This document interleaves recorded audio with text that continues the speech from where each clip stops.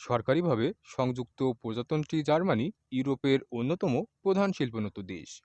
এটি ১৬টি রাজ্য নিয়ে গঠিত একটি সংযুক্ত ইউনিয়ন। এটি মধ্য ইউরোপ ও পশ্চিম ইউরোপের একটি দেশ। এই দেশটি উত্তর সীমান্তে উত্তর সাগর ও বাল্টিক সাগরের মাঝখানে এবং দক্ষিণে আল্পস পর্বতমালার মাঝখানে অবস্থিত। জার্মানির পূর্ব সীমান্তে পোল্যান্ড ও চেক প্রজাতন্ত্র, পশ্চিম সীমান্তে ফ্রান্স, লুক্সেমবার্গ, বেলজিয়াম এবং নেদারল্যান্ডস, উত্তর সীমান্তে ডেনমার্ক এবং দক্ষিণ সীমান্তে অস্ট্রিয়া ও সুইজারল্যান্ড অবস্থিত। জার্মানির ইতিহাস জটিল এবং এর সংস্কৃতি সমৃদ্ধ। তবে ১৮৭১ সালের আগে এটি কোনো একক রাষ্ট্র ছিল না।